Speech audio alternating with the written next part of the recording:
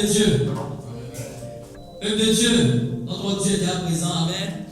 La Bible dit en Psaume 113, louez l'Éternel, serviteur de l'Éternel. Louez l'Éternel. Louez le nom de l'Éternel. Que le nom de l'Éternel soit loué, soit béni dès maintenant et à jamais. Papa, Éternel Dieu, ce matin, te disons merci, Seigneur. Te disons merci, Papa, parce que tu es au-dessus de tout. Et ce matin, nous sommes présents pour te louer. Parce que nous savons, Éternel mon Dieu, ce que tu fais dans nos vies, chaque jour, à chaque instant, à chaque heure. Merci pour le Dieu grand que tu es. Sois béni et sois acclamé au nom de Jésus. Amen. Acclamez Seigneur Dieu. Pour tous ceux qui peuvent se tenir debout, c'est un debout. Louez Dieu. Amen. Je reconnais que tu peux tout. Et que rien ne t'est impossible. Je reconnais que tu peux tout. Et que rien ne t'est impossible.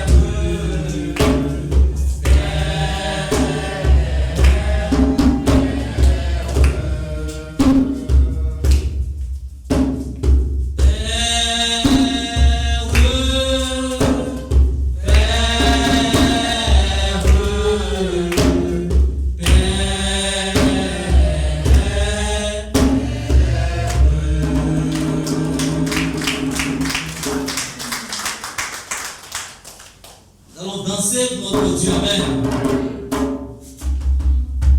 Conduis-moi par la main. Conduis-moi par la main. L'obscurité envahit mon chemin. Conduis-moi par la main. Conduis-moi par la main. Conduis-moi par la main. L'obscurité envahit mon chemin. Conduis-moi par la main.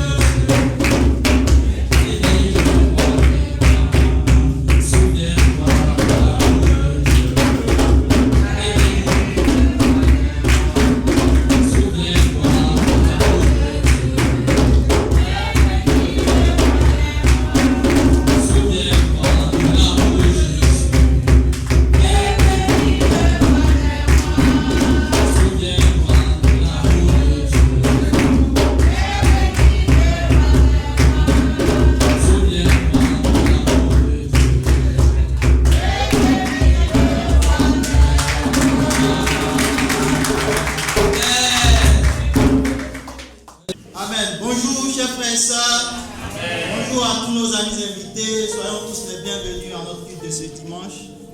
Pour continuer notre culte, nous allons baisser la tête et prier. Pour confier ce temps à Dieu. Amen. Prions. Éternel Dieu de gloire, Papa, Dieu grand, Dieu miséricordieux, toi le Dieu redoutable, Seigneur, toi dont le règne n'a point de fin, Seigneur. Ce matin, nous sommes venus t'adorer. Papa, nous voulons te dire merci de nous avoir conduits ici, Père, après plusieurs jours, Seigneur, pour venir ce matin te rendre un culte, Seigneur. Père, nous voulons, Papa, te consacrer ce moment. Père, ce matin, nous te rendons toute la gloire, Seigneur. Toi qui règnes, Seigneur, d'éternité en éternité. Père, nous voulons te consacrer ce matin, Seigneur, nos vies tout entières. Papa, c'est toi, Seigneur, Père, qui règne sur l'univers entier. Et ce matin, Papa, nous voulons te prier, Papa, pour nos dirigeants. Père, ceux qui dirigent ce monde, Seigneur. Ta parole déclare que c'est toi qui établis les rois et c'est toi qui les destitues. Papa, nous te les confions, Seigneur, car nous savons que, Père, sans ta sagesse, Seigneur, aucun homme ne peut diriger, Seigneur, ce monde. C'est pourquoi, Père, nous voulons te les confier, Seigneur. Papa, afin que toi-même, tu les orientes, Seigneur, à travers ton intelligence, afin que, Père, notre monde, Seigneur, Papa, puisse demeurer dans ta paix. Merci, Papa, Père, de prendre soin, Seigneur, de nos différentes autorités, Seigneur. Père, merci, Papa, de les conduire, Seigneur, Papa, selon tes voies. Papa, merci, Père, d'être avec chacun d'eux, Seigneur. Ce matin, Père, nous voulons te confier aussi, Seigneur, nos différents ministères, Seigneur. Papa, je veux te prier, Père, pour le ministère des mariés, Seigneur. Père, je prie que toi-même, tu renforces, Seigneur, les différents couples, Seigneur, que toi tu as unis, Seigneur. Car ta parole déclare que ce que tu as uni, personne ne peut, Seigneur, les séparer. C'est pourquoi, Papa, nous prions afin que l'amour, Seigneur, l'entente, Seigneur, puisse régner au sein des couples, Seigneur, dans ta maison. Père, merci, Père, pour le ministère, Seigneur, des célibataires. Papa, nous savons, Père, que tu as dit dans ta parole qu'il n'est pas bon que l'homme soit seul, Seigneur. Et ta parole déclare que vaut mieux d'être deux, Seigneur, que d'être seul. Et Père, nous te disons merci, Père, pour ce ministère. Car nous savons, Père, que tu es capable, Seigneur, Papa, d'accorder l'âme sœur, Seigneur, à chaque frère et sœur célibataire, Seigneur. Père, merci de nous visiter. Merci d'être avec nous, de nous donner, Seigneur, Papa, de vivre, Seigneur, une vie, Seigneur, de pureté, une vie, Seigneur, consacrée à toi, Seigneur. Car nous avons besoin de toi, Seigneur. Nous savons que nous vivons au sein d'un monde, Seigneur, où, Seigneur, les mœurs, Seigneur, vont de mal en pire. Et Papa, nous avons besoin de toi, d'être dans ta parole, Seigneur, afin de marcher selon tes préceptes. Merci d'être avec chacun de nous. Merci aussi, Papa, pour nos adolescents, Seigneur. Père, nous voulons te les confier, Seigneur. Nos adolescents et nos enfants, Seigneur, Papa. Père, nous voulons te confier tous les moments de loisirs et de divertissement, Seigneur, organisés par l'Église en ces fins d'année, Seigneur, en ces périodes de vacances. Papa, Père, afin que nos enfants puissent s'amuser dans la pureté, dans la sainteté, Seigneur.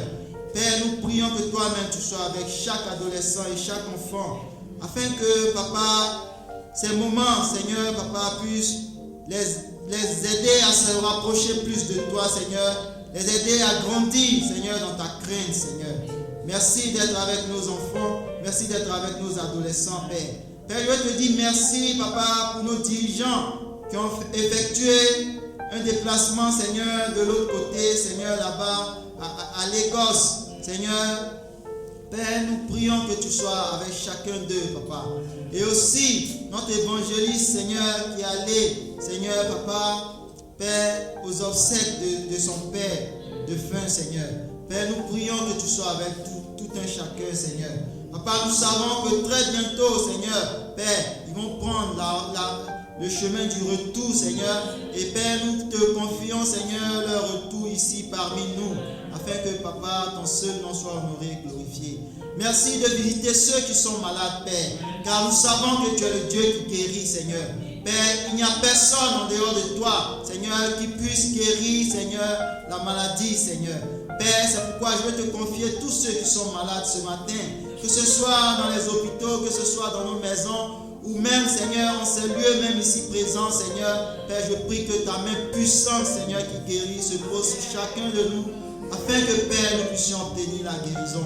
Merci de visiter ton église. Merci de bénir ce moment, de bénir ce culte, Seigneur. Père, du repas du Seigneur jusqu'aux annonces, que toi-même, Seigneur, Papa, tu te saisisses de tes serviteurs, Seigneur, Papa, que tu t'es choisi, afin, Papa, d'annoncer tes oracles, Seigneur, à ton peuple. Merci, Père, pour tout. Bénis ce culte, que l'honneur, la louange, la gloire, la puissance te reviennent pour des siècles des siècles. C'est au nom de Jésus que j'ai prié. Amen.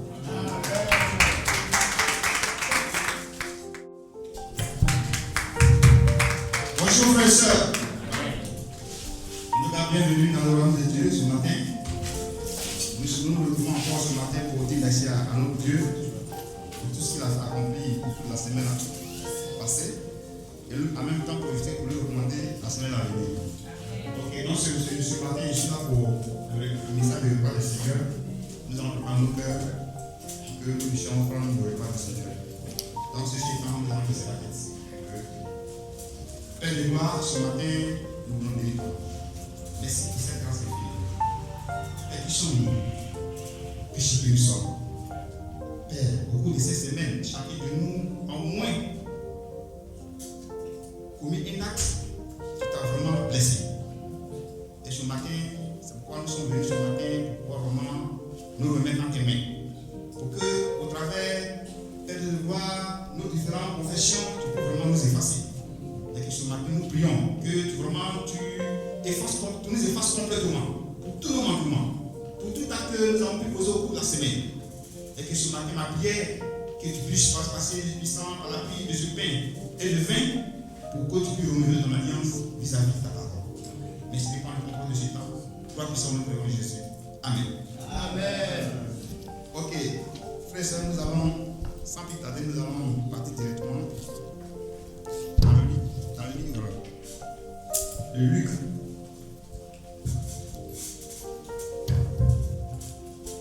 Luc, chapitre 23, verset 39 à 42. Luc, chapitre 23, verset 39 à 42. Luc 23, 39 à 42. On va jusqu'au 43, 39 à 43. Ok. J'ai lu la parole du Seigneur.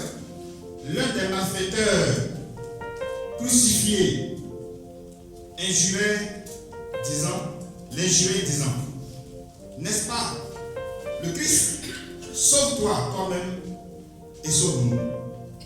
Mais l'autre le reprenait et disait, ne crains-tu pas Dieu? Toi, tu subis la même condamnation.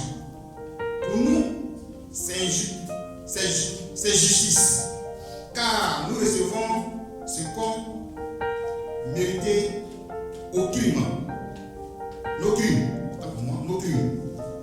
Mais celui-ci n'a rien fait de mal. Et il dit à Jésus, souviens-toi de moi quand tu viendras dans ton règne.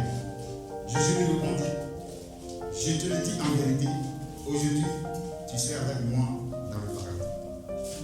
Ok, frères et sœurs, j'ai pris ce petit passage pour vraiment nous exaucer ce matin, à prendre le repas du Seigneur. C'est d'abord, nous sommes en face, comme nous le savons tous, Jésus a été crucifié avec deux malfaiteurs, un à droite et puis l'autre à gauche. Maintenant l'autre, sachant, ayant dans l'œuvre du Seigneur, vu certainement ayant appris que Jésus a fait des merveilles, même de ressusciter des morts, délivrer les personnes, en tout cas impudiques, tout ça, il a commencé à se moquer de Jésus. Pour dire que ce n'est pas toi le Christ. Toi tu as ressuscité Lazare, comme je pouvais ainsi citer, toi tu as guéri les aveugles de naissance, les lépreux, ainsi de suite. Même si toi tu as transformé de l'eau en vin, ne pourras-tu pas te sauver? Sauve-toi et viens nous sauver. Le premier enseignement, j'ai dit de l'intervention du premier malfaiteur, c'est-à-dire, non seulement lui il sait pourquoi il a été crucifié, parce que selon les témoignages de son, je peux dire, de son ami, c'était un criminel. Le criminel, lui, malgré ses actes impieux, mais lui, il se moquait de Jésus. En tant que pécheur, lui, il se moquait de Jésus, car bien que lui sait qu'il mérite la sentence. C'est ce pourquoi il est crucifié à la croix avec Jésus. Mais ce que je voulais tirer du premier enseignement, c'est que par moment, nous pouvons voir certains de nos frères et sœurs traverser des mois de faiblesse spirituelle. Mais ne nous mettons pas à les critiquer, à murmurer, mais essayons toujours de prier pour eux et de les encourager à pouvoir vraiment revenir sur le bon chemin. Voilà, il ne suffit pas de les murmurer, il ne suffit pas de les critiquer, mais il suffit que nous les encourageons par les appels, par les petits partages de nos méditations pour qu'ils puissent vraiment revenir sur le bon chemin. En même temps, le second malfaiteur qui a commis des actes comme lui l'a signifié, nous méritons ce que nous avons commis. C'est-à-dire lui-même il reconnaît que ces crimes-là qu'il a commis, il mérite cette sentence. Et puis, sur le champ, il reconnaît que c'est le Seigneur Jésus qui doit venir juger le monde. Il reconnaît sa reconnaissance, son humilité, lui a, en tout cas, je voulais dire, lui a permis d'hériter le royaume des cieux. Parce que quand il dit, Seigneur, souviens-toi de moi quand tu viendras dans ton règne.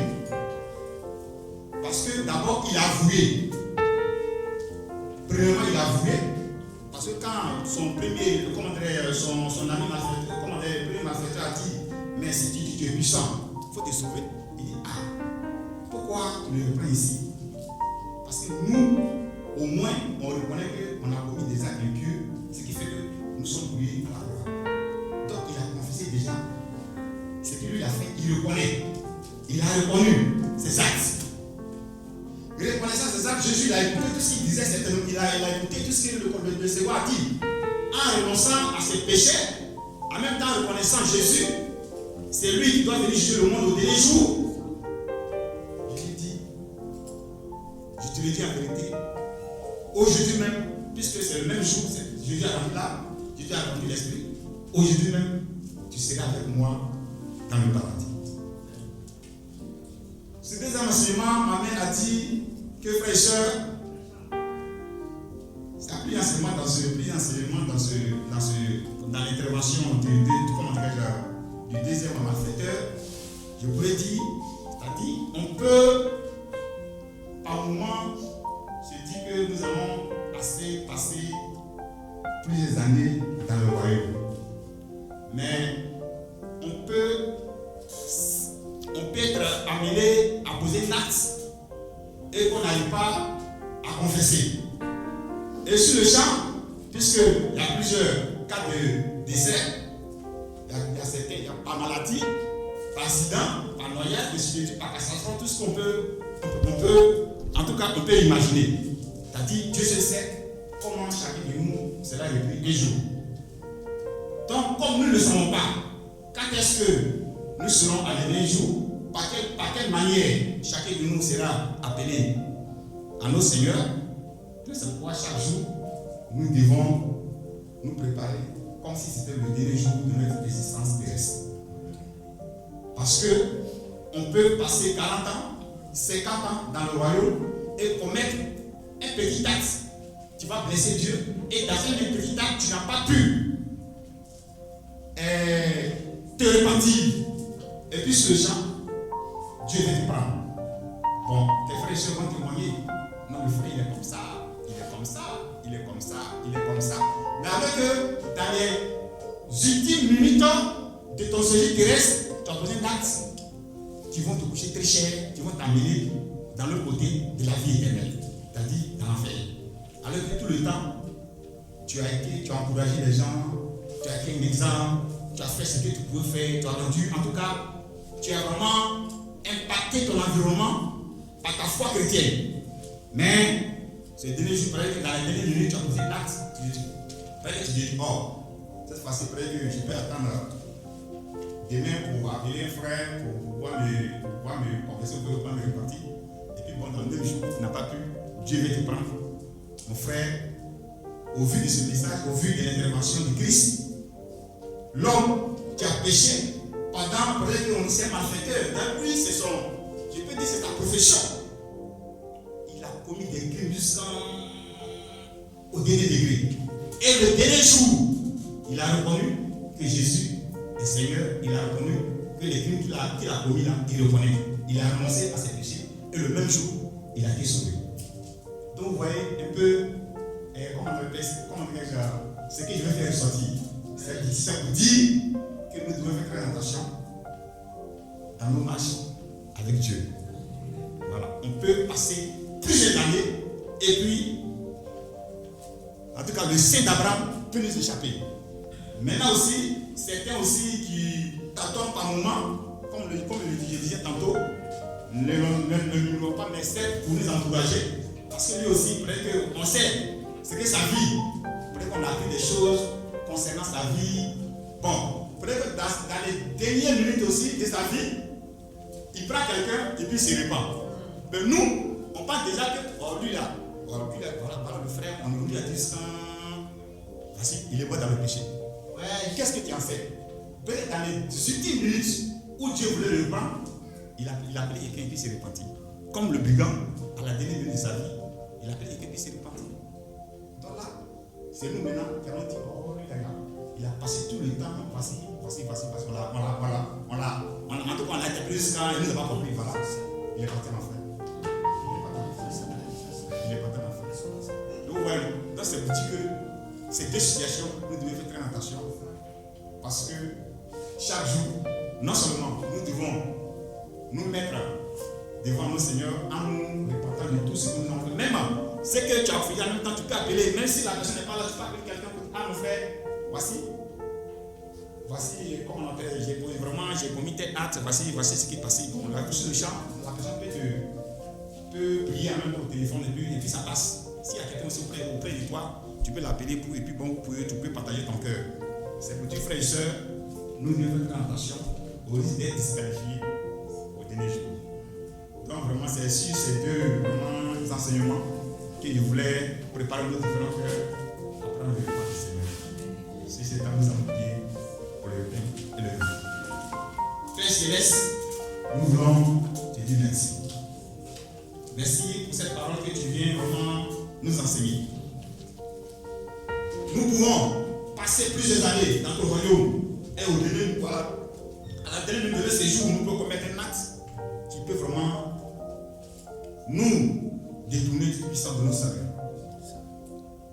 Père, c'est pourquoi ce matin, péché que nous sommes, comme on l'a dit par parole, tu es venu pour sauver ceux qui sont mauvais. C'est parce que nous sommes mauvais que nous appelons chaque jour pour qu'en écoutant ta parole, tu peux nous transformer. Ce matin, nous avons posé des actes qui ne t'ont pas glorifié du tout plus au cours de cette semaine. Nous voulons nous remettre à tes pieds. Nous voulons déposer tous nos soucis, tous nos fardeaux, toutes nos iniquités, transgressions, désobéissances. Père, pour tous nos passés impurs, à tes pieds. Efface-nous et qu'au travers de la prise du pain, tu reprends ton corps et le vin qui représente ton sang pour la part de autant de nos péchés. Efface-nous complètement pour que tu puisses renouveler de l'alliance vis-à-vis de nos âmes, de nos esprits, de nos corps, pour le seul nom de Seigneur. Béni sois-tu, gloire puissante de Jésus. Amen. Amen. Je vis d'une vie qui ne peut mourir, car Jésus est la vie éternelle. Habite dans mon cœur et me fait refleurir en une éclosion immortelle. Mon cœur est heureux sous le regard de Dieu, en moi le désert refleurit. Mon cœur est heureux sous le regard de Dieu, mon être entier s'épanouit. Je vis d'une vie qui ne peut mourir, car Jésus est la vie éternelle. Habite dans mon cœur et me fait refleurir en une éclosion immortelle. Mon cœur est heureux sous le regard de Dieu, en moi le désert refleurit. Mon cœur est heureux sous le regard de Dieu, mon être entier s'épanouit. Mon cœur est heureux sous le regard de Dieu, en moi le désert refleurit. Mon cœur est heureux sous le regard de Dieu, mon être entier s'épanouit. Je vis d'une vie qui ne peut mourir, car Jésus est la vie éternelle. Habite dans mon cœur et me fait refleurir en une éclosion immortelle. Mon cœur est heureux sous le regard de Dieu, en moi le désert refleurit. Mon cœur est heureux sous le regard de Dieu, mon être entier s'épanouit. Mon cœur est heureux sous le regard de Dieu, en moi le désert refleurit. Mon cœur est heureux sous le regard de Dieu, mon être entier s'épanouit. Mon être entier s'épanouit. Mon être entier s'épanouit.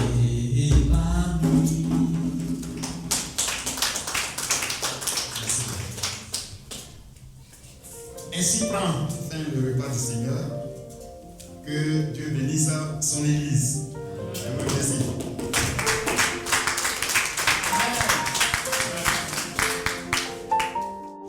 Bonjour frères et sœurs. Amen. Comment vous allez? Amen. Que la paix du Seigneur soit avec nous. Amen. Je suis là pour la collecte. Amen. Alors, je vais prier, puis nous allons lire quelques passages. Dieu de gloire, Dieu d'amour, Dieu de miséricorde, Seigneur, tu es bon. Merci d'avoir veillé sur moi pendant toute la semaine. Merci d'avoir permis que je puisse être là pour parler à ton nom. Que suis-je en réalité? Je ne suis qu'un pécheur, pétri de mauvaises choses dans mon cœur. Je suis égoïste. Je ne peux parler de toi, je ne peux parler à ta place sans avoir à me repentir. Père, merci de t'emparer de moi, de tant t'amener sur moi afin que je puisse exhorter mes frères et sœurs pour parler de la collecte. Merci, sois béni, sois honoré au nom de Jésus. Amen. Amen. Alors, je voudrais vous inviter à ouvrir avec moi la Bible. On va lire deux passages. Le premier passage, c'est Genèse 4, versets 3 à 5. Alors, je lis la parole de Dieu. Au bout de quelque temps, Caïn fit à l'Éternel une offrande des fruits de la terre. Et Abel, de son côté, en fit une des premiers-nés de son troupeau et de leur graisse. L'Éternel porta un regard favorable sur Abel et sur son offrande, mais il ne porta pas un regard favorable sur Caïn et sur son offrande. Le deuxième passage que je vais lire, je vous invite à lire avec moi en Proverbe 3, versets 9 à 10. Honore l'Éternel avec tes biens et avec les prémices de tout ton revenu. Alors les prémices seront remplies, alors tes greniers seront remplis d'abondance et tes caves regorgeront de nous. Alors nous savons tous que les premiers hommes sur la terre ont eu deux enfants, Caïn et Abel. Ok. L'aîné Caïn était cultivateur, était laboureur, et Abel était berger. L'aîné Abel offrit au Seigneur des fruits de la terre, et Abel, le cadet, offrit les premiers-nés de son troupeau. Les deux dons, Dieu accorda plus de faveur à Abel. Il apprécia celui d'Abel et non celui de Caïn. Abel a donc séduit le Seigneur en lui donnant les premiers-nés de son troupeau et il a touché le cœur de Dieu pour que Dieu libère donc des bénédictions en abondance sur lui. Dans le deuxième passage, notre Seigneur veut que l'on honore avec tous nos biens et avec les premiers de tous nos revenus. Avec les prémices de tous nos revenus. Alors, nos greniers seront remplis d'abondance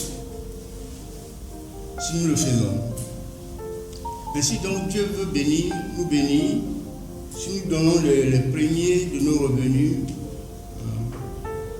Il veut voir un peu l'état de notre cœur. Nous devons le passer en priorité. D'accord? Donc, Dieu bénit toute personne et avec sa providenture également, ceux qui lui consacrent ses biens en premier lieu. Ça veut dire, autrement dit, ses prémices. Mais qu'est-ce qu'on appelle prémices? Le mot prémice vient du mot latin primatae ou primus, qui veut dire donner le premier. Donner le premier. On pourrait donc définir le mot prémisse, c'est la première manifestation de quelque chose d'important. Nous devons donner donc quelque chose d'important à notre Dieu, parce qu'il est le créateur du ciel et de la terre. Le Seigneur juge donc de nous nos premières pensées, nos premiers réflexes, qui doivent être tournés vers lui, parce que encore il nous a aimé le premier. Il a été le premier à nous aimer, et il nous appartient de l'aimer en retour, pour lui manifester notre reconnaissance. Sur ce point, la Bible nous dit en Marc 12, verset 30, « Tu aimeras le Seigneur ton Dieu, de tout ton cœur, de toute ton âme, de toute ta pensée et de toute ta force. » Je rappelle le passage dans Marc 12, verset 30. Ce commandement qui a été donné par Jésus, qui a été énoncé par Jésus, en réponse à la question que lui avait posée un scribe, constitue à n'en point douter la clé maîtresse de notre bénédiction, voire de notre prospérité. Si nous voulons donner vraiment à Dieu, nous devons d'abord aimer notre Dieu en premier lieu et lui donner nos prémices. Donner à Dieu est donc une obligation incontournable dans notre alliance, dans notre relation avec lui. Christ est venu sur cette terre pour nous mettre dans la volonté de Dieu. Dieu ne nous a pas créés pour que nous soyons en manque de quelque chose, mais au contraire, Dieu nous a créés pour être heureux sur cette terre. Étant enfant de Dieu, co-héritier de Jésus, Dieu a des projets de bonheur pour chacun de nous. Et il nous a rendus riches, il veut nous rendre riches, prospères si nous respectons ses préceptes, ses commandements. On peut regarder un peu ce qu'il a fait pour le roi Salomon. La vie de Salomon était pleine de prospérité. Jamais dans le monde, du monde des vivants, il n'y a pas d'homme aussi plus riche que lui. Voyez-vous, le roi Salomon a offert 1000 holocaustes à Dieu quand il a commencé son règne. De mémoire d'homme, aucun autre humain n'a offert une offrande aussi grande que celle qu'il a faite à Dieu. Après cette offrande, Salomon prit un temps de repos. Mais pendant qu'il se reposait, Dieu est venu en esprit en lui demandant ce qu'il voulait qu'il fasse pour lui. Frères et sœurs, être sans loi, c'est être sans vie. Dieu a établi des lois et nous devons les respecter. La nature est ainsi faite, elle est dirigée par des lois et Dieu, dans le discernement, nous demande de les appliquer. Le premier homme, Adam, a été créé au centre de la prospérité. Vous pouvez le lire en Genèse 1, verset 28. Vous vous rappelez, lors de la création du monde, Dieu a promis des promesses, a fait des promesses à Caïn, et c'était des promesses qui donnaient la possibilité d'être promis dans tout ce qu'il faisait. Donc l'idée était guidée par une loi qui disait: le jour où tu mangeras du fruit de cet arbre, tu mourras. Donc Dieu a bien précisé dans le passage qu'il y avait une loi que Caïn devait respecter. Il a prévenu en disant, je répète, le jour où tu mangeras du fruit de cet arbre, tu mourras. Alors je voulais conclure en disant que si nous voulons vraiment la faveur de Dieu, donnons-lui nos prémices, honorons-le par nos dons, afin que son œuvre soit poursuivie. Dieu a établi des lois et nous devons l'aimer comme nous a aimé le premier. Et je terminerai par cette réflexion. Le pot de fleurs peut-il être au-dessus du potier, celui qui l'a fabriqué? Je terminerai par là et que Dieu vous bénisse. Amen. Prions pour la collecte. Seigneur Dieu, nous sommes arrivés au moment des dons. Nous voulons que tu bénisses les mains qui vont apporter et également celles qui n'ont pas pu t'apporter. Merci de nous rendre prospères, car nous avons un défi à relever en fin d'année. Le 31 décembre au soir, nous voulons tous honorer nos promesses que nous t'avons faites. Merci de nous bénir, merci de nous procurer ce dont nous avons besoin. Gloire et honneur à toi. Au nom de Jésus. Amen. Amen. Ceux qui sèment dans les arbres, ceux qui sèment en pleurant, reportent en dansant. Ceux qui sèment dans les larmes, ceux qui sèment en pleurant, reportent en dansant. Ils vont, ils reviennent en chantant, ils vont, ils reviennent tout joyeux. Ils vont, ils reviennent en dansant, ils vont, ils reviennent tout joyeux. Ceux qui sèment dans les arbres, ceux qui sèment en pleurant, revoltent en dansant. Ceux qui sèment dans les arbres, ceux qui sèment en pleurant, revoltent en dansant. Ils vont, ils reviennent en chantant, ils vont, ils reviennent tout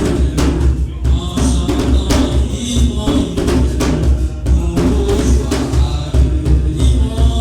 Ils vont, ils reviennent en chantant, ils vont, ils reviennent tout joyeux.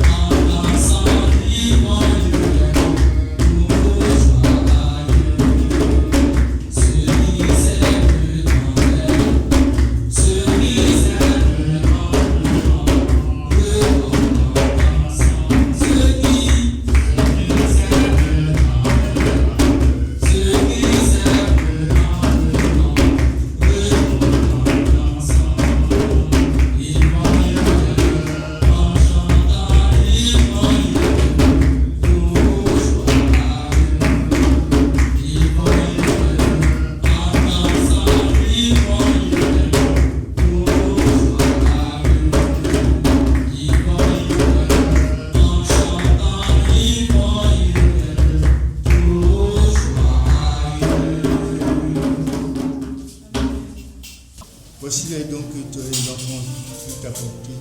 Merci de les bénir. Merci de nous donner la possibilité de nos dons.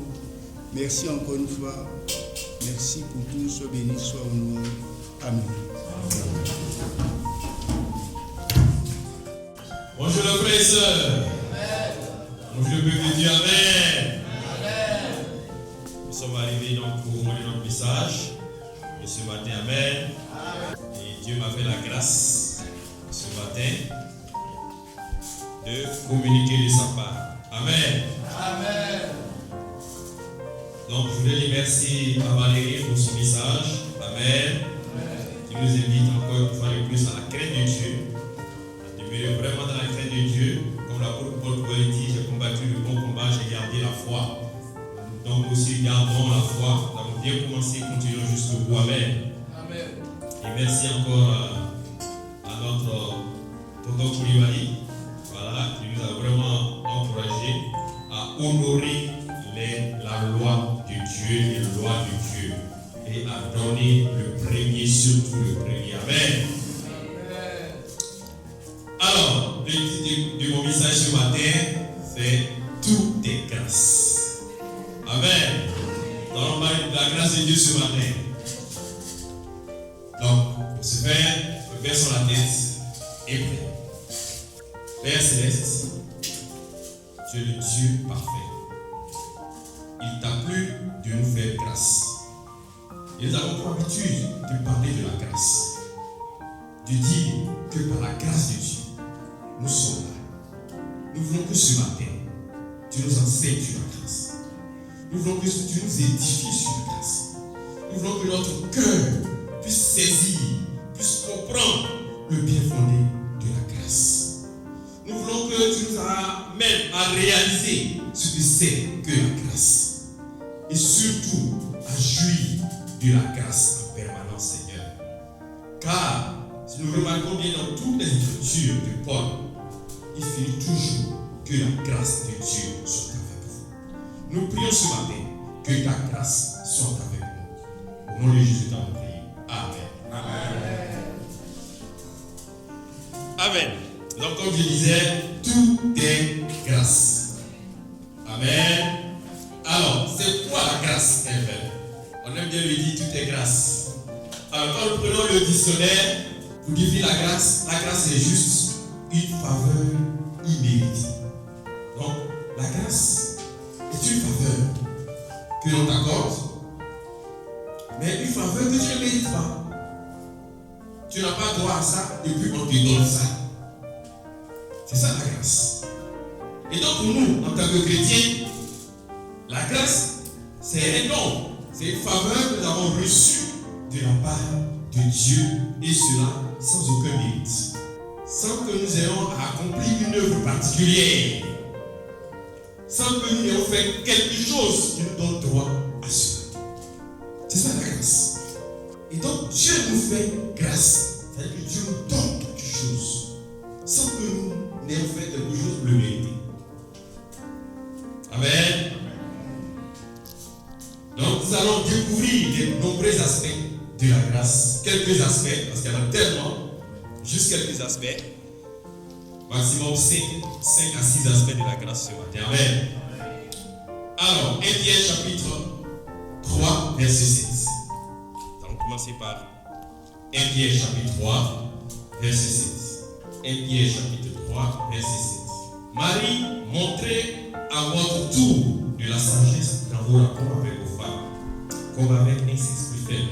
Honorez-les comme devant aussi hériter avec vous de la grâce de la vie, qu'il en soit ainsi, afin que rien ne vienne faire obstacle à vos prières. Amen. Alors, Dieu parle de grâce ici. Mais qu'est-ce qu'il nous dit sur la grâce? Il dit simplement que la vie en elle-même, lorsqu'il dit honorez-les comme devant aussi hériter avec vous de quelle grâce? De la grâce de la vie. La vie elle-même est une grâce.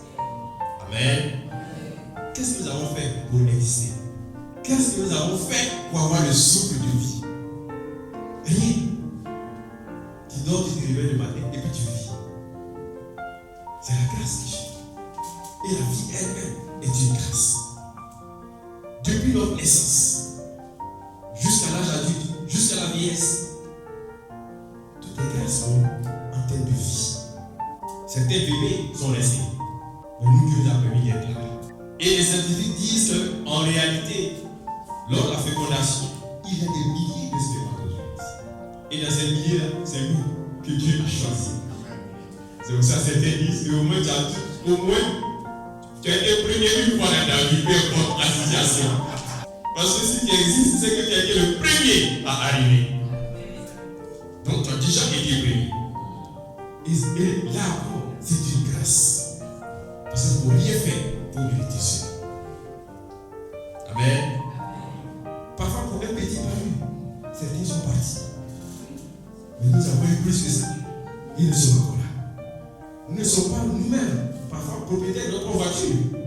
Ce sont des gens qui nous conduisent. Et tous ne sont pas toujours en règle. Mais Dieu nous amène à bord à travers ces personnes. Ils amènent d'autres dans des trous, et nous, ils nous amènent à destination. C'est la grâce de Dieu. Nous n'avons rien fait pour ça. Dieu nous a permis d'être là jusqu'à cet âge. C'est la grâce de Dieu. Et par sa grâce, nous allons continuer encore avec lui. Amen. Donc la vie en elle-même est une grâce. Amen. Chaque fois, apprécions cette grâce. Remercions Dieu. Disons-lui merci pour la vie que nous avons. Pour la santé que nous avons. Deuxième point de la grâce. Toujours dans 1 Pierre, nous allons rester dans 1 Pierre chapitre 2, verset 19 au verset 20. 1 Pierre chapitre 2, verset 19 au verset 20. Voilà un autre aspect aussi de la grâce, que nous n'aimons pas beaucoup, mais c'est quand même la grâce. 1 Pierre chapitre 2, verset 19. Car c'est une grâce que de supporter des afflictions par motif de conscience envers Dieu, quand on souffre injustement. En effet, quelle gloire y a-t-il à supporter de mauvais traitements pour avoir commis des fautes? Mais si vous supportez la souffrance, lorsque vous faites ce qui est bien, c'est une grâce devant Dieu. Amen. Donc c'est une grâce de supporter la souffrance, d'endurer une injustice. Donc nous n'avons pas à nous plaindre quand nous sommes victimes d'une injustice. Non, pas du tout. Dieu sait qu'est-ce qu'il fait. Dieu sait qu'est-ce qu'il fait. Et lui-même me dit que c'est une grâce. Donc c'est une grâce. Même si nous n'avons pas mérité cette souffrance, mais apprécions-la.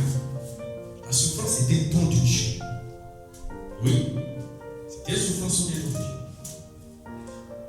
Et quand vous examinez même la vie d'une manière générale, tous ceux qui ont vraiment réussi n'ont-ils jamais souffert d'une manière générale? Entrez dans leur vie, vous tous vous expliquer qu'ils ont dû souffrir certaines choses.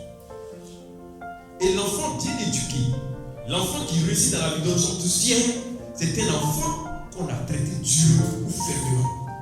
Ce sont les enfants qui ont souffert. Mais l'enfant qui est dorloté, comme on le dit, l'enfant gâté, qui ne connaît aucune souffrance, qu'en est-il de cet enfant-là s'il grandit?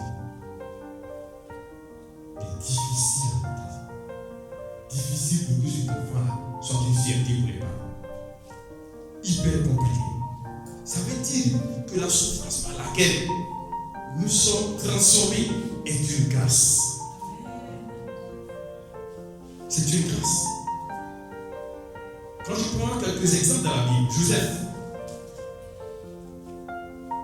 les frères de Joseph qui n'ont pas connu la souffrance de Joseph n'ont pas eu l'étoile de Joseph.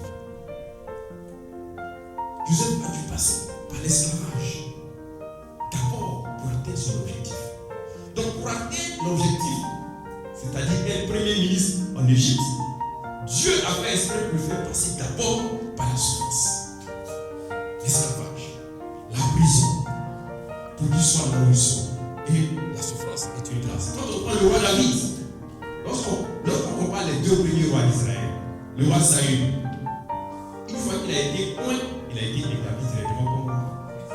Mais David, lorsqu'il a été point, il a dû passer par la souffrance, par l'exil, par les combats. 13 ans dans la souffrance. Avant d'être moins comme roi, il est le meilleur roi possible. Cette souffrance était une grâce. Cette souffrance était une bénédiction en réalité. Mais pareil pour les patriarches, quand nous prenons les 3 patriarches, Abraham, Isaac et Jacob. Parmi les 3 qui a le plus souffert, c'était Jacob. À travers toute la vie qu'il a passée justement là-bas. Énormément souffert.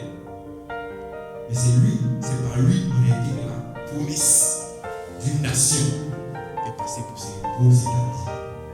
Avec 13 enfants, là où son grand-père n'avait eu qu'un seul héritier normal. Isaac, normalement aussi, 1 ou 2, mais lui, il a eu 13 enfants. Et c'est par lui que la promesse de la nation d'Israël s'est accomplie. Amen. Et donc, quand nous voyons, et même quand nous voyons, comme je l'ai dit, la souffrance est une grâce. Passer du temps même, notre papa qui s'est ouvert. Il m'a beaucoup encouragé, beaucoup montré. Aujourd'hui, quand vous voyez la réussite, et il parle de la vraie réussite, et il a compris la vraie réussite, il a Dieu et il a réussi. Mais derrière ça, passez du temps avec lui. Amen. Ce qui n'a pas été bâti par la souffrance n'est pas solide. Donc, pouvoir souffrir, même injustement, est une grâce de Dieu. Amen. Et ceux qui ne connaîtront pas cette grâce ne pourront pas, bien sûr, profiter des avantages de la grâce de la souffrance. Amen. Troisième aspect de la grâce. Jacques 1, verset 17. Toute grâce vient du Père. Amen. Jacques chapitre 1, verset 17. Jacques, c'est juste un peu avant Pierre. Voilà. Jacques chapitre 1, verset 17. On peut commencer à partir du verset 16. Ne vous y trompez pas, mes frères bien-aimés. Toute grâce excellente et tout don parfait descendent d'en haut, du Père des Lumières, chez lequel il n'y a ni changement, ni ombre de variation. Amen. Dieu dit que toute grâce vient de lui. Et on entend par grâce ici tout don. Et toute grâce excellente et tout don parfait descend d'en haut. Est-ce que tu as quelque chose qui te rend meilleur que les autres? C'est ça, une grâce. C'est énorme. Mais si je fais ça bien, d'en haut, ça ne vient pas de toi. Tu es beau de figure, ça ne vient pas de toi. C'est Dieu qui l'a fait. Tu as plus d'énergie que les autres. Tu as une force extraordinaire par rapport aux autres. Mais c'est Dieu qui t'a donné ça. Tu es le premier en classe. Tu es hyper intelligent. Ce n'est pas le fruit des efforts. On pense que parfois, ça on étudie tellement. C'est la grâce de Dieu. Même pouvoir étudier, mais c'est la grâce de Dieu. C'est lui qui met en toi cette capacité, cette envie d'étudier plus que les autres et qui te rend excellent. Toutes les grâces. Donc c'est un don de Dieu. C'est une grâce de Dieu. Et quel que soit le talent quelconque que tu as, ne pense pas que ça vient de toi. Et même si tu penses que ça vient de ton papa, ça vient de ta maman, là encore c'est une grâce de Dieu. Parce que tu n'as rien fait pour choisir ton père ni ta mère. Amen. Donc tout autre excellent, toute grâce vient de Dieu. On ne doit pas s'enorgueillir parce qu'on a ceci, ou parce qu'on est ceci, ou parce qu'on est cela. On doit tout simplement dire merci à Dieu. C'était dans le parcours qui, moi j'ai fait lycée scientifique. Et puis grâce à ça, j'ai beaucoup travaillé, je suis devenu ingénieur. Voici ce que j'ai devenu. J'ai compris dans la vie que c'est la grâce de Dieu qui fait. Lorsqu'on était au lycée scientifique, j'ai pris cet exemple parce qu'on était au lycée scientifique.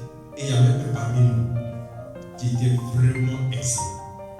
Alors, il avait 20 sur 20 tout le temps. 20 sur 20. Il n'a pas 18 ans, il a 20 sur 20.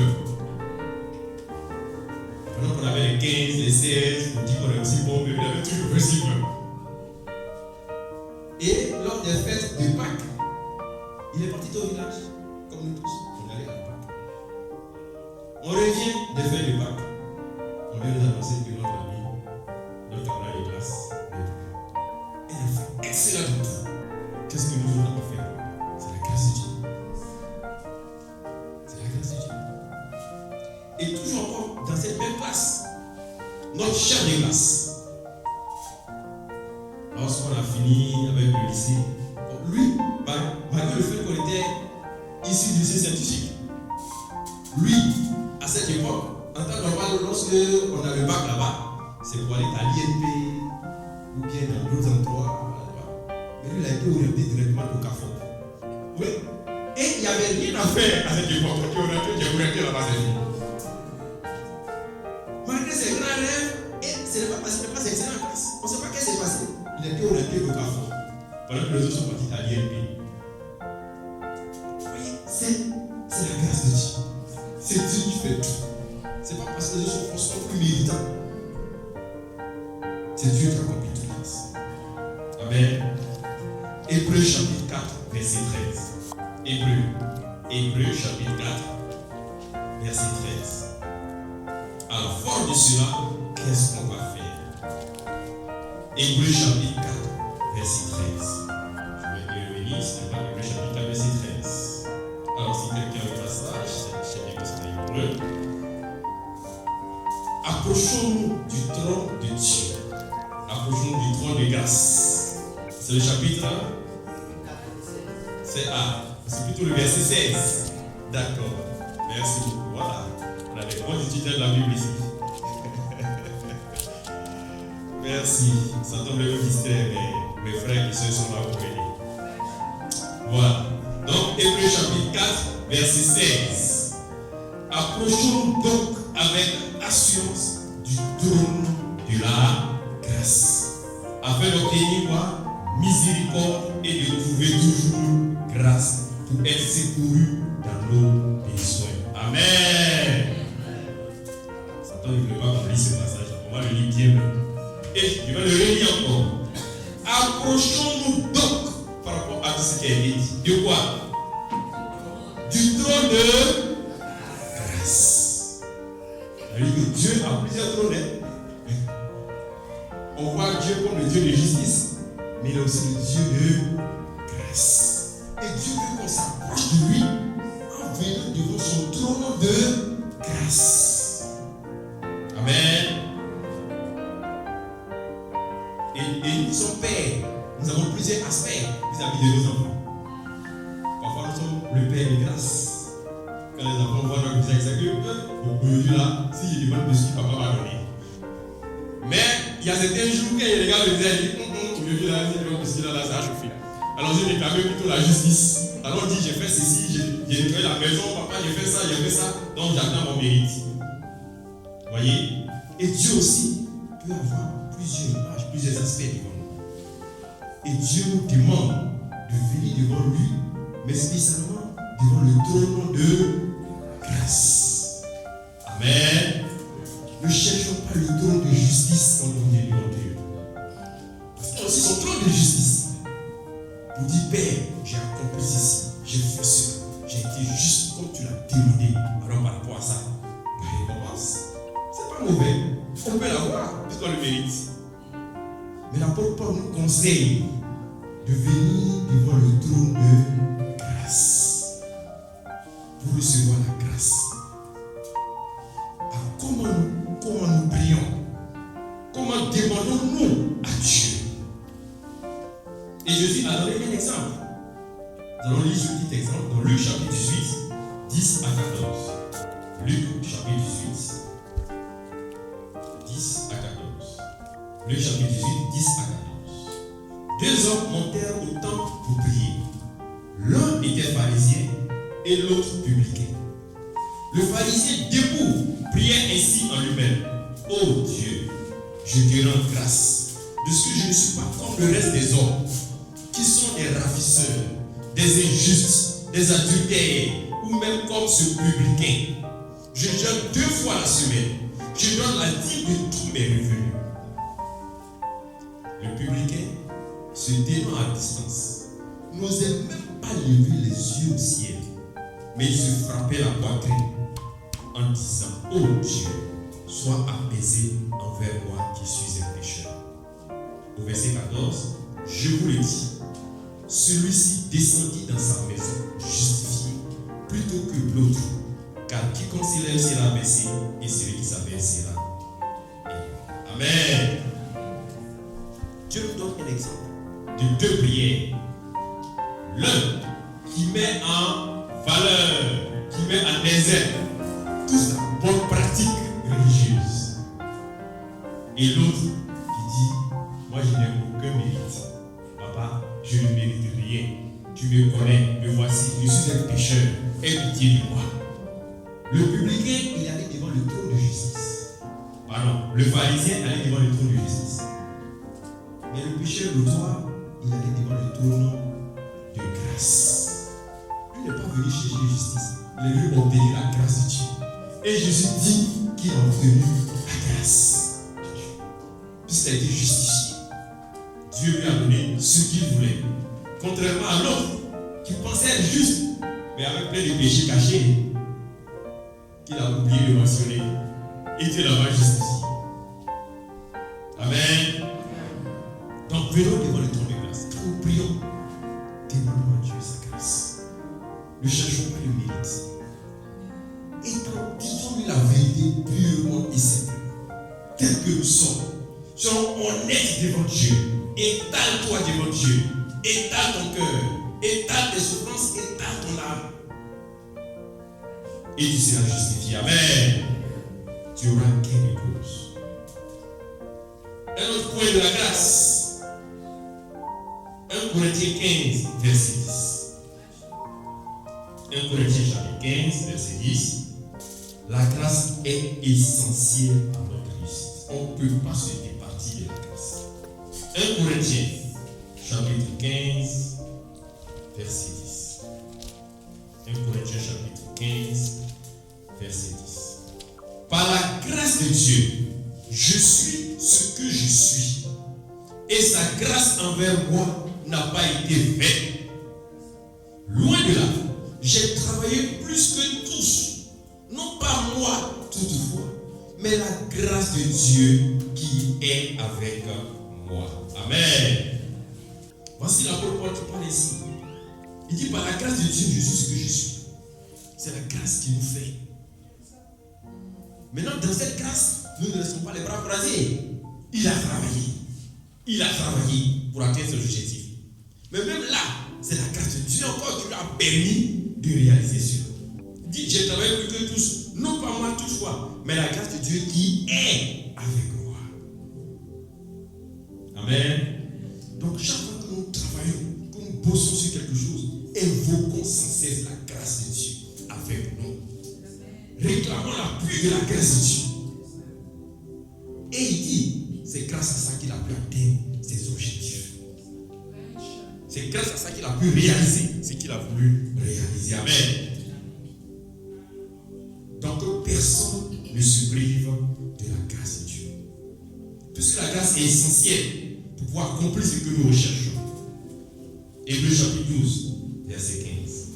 Qu'est-ce qui peut faire obstacle à la grâce? Hébreux chapitre 12, verset 15. Hébreux chapitre 12, verset 15. Veillez à ce que nul ne se prive de la grâce de Dieu, à ce qu'aucune racine d'amertume poussant des rejetons ne produise du tout et que plusieurs en soient infectés. Amen. Hébreux chapitre 12, verset 15. Hébreux chapitre 12, verset 15. Je reprends. Veillez à ce que nul ne se prive de la grâce de Dieu. Amen. On ne sait pas qui a écrit le livre hébreu, c'était parce que c'est mort. Nous disons, bon, on ne sait pas. Mais celui qui a écrit ce livre dit: veillons à ce que on ne se prive pas de la grâce de Dieu. Parce que c'est essentiel. On ne peut pas vivre sans la grâce de Dieu. Amen. Alors pour cela, qu'est-ce qu'il nous déconseille? Il dit qu'aucune racine d'amertume ces rejetons ne produisent du tout et que plusieurs en soient affectés. C'est l'amertume qui peut faire obstacle à la grâce de Dieu, à la manifestation de la grâce de Dieu. Quand nous sommes amers vis-à-vis de quelque chose, quand nous avons gardé rancune, quand nous avons des aigreurs dans notre cœur, ça empêche la grâce de se manifester.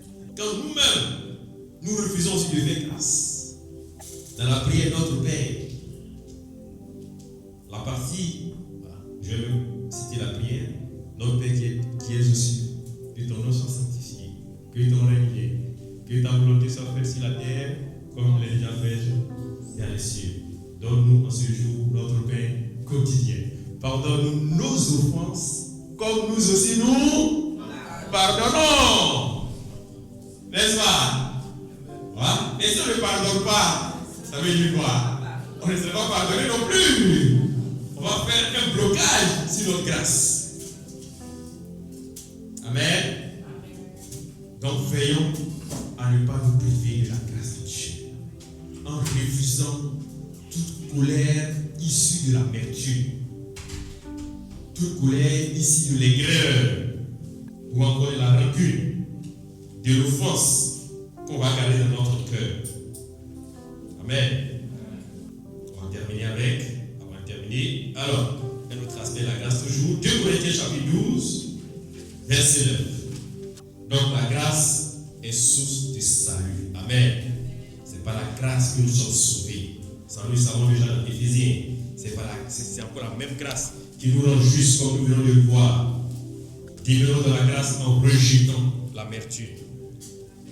Amen. Demeurons honnêtes devant Dieu dans nos prières. 2 Corinthiens chapitre 12, verset 9. Il m'a dit, ma grâce te suffit. Amen. La grâce de Dieu nous suffit. La grâce de Dieu nous suffit. Amen. La grâce de Dieu nous suffit. On n'a pas besoin d'autre chose. Elle seule peut tout accomplir. La grâce de Dieu nous suffit. Que la grâce de Dieu soit avec chacun de nous tous. Amen.